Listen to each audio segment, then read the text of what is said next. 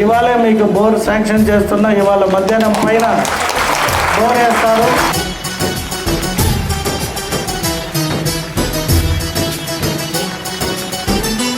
రాయలసీమలో ఈ వేళ రతనాల ధారలే కురిసేలా,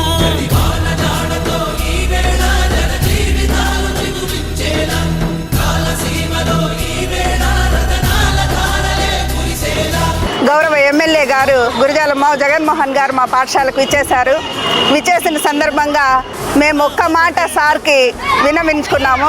మా పాఠశాలలో 480 మంది పిల్లలకు పైగా ఉన్నారు. మా పిల్లలకు నీటి వసతి కొరత ఉంది.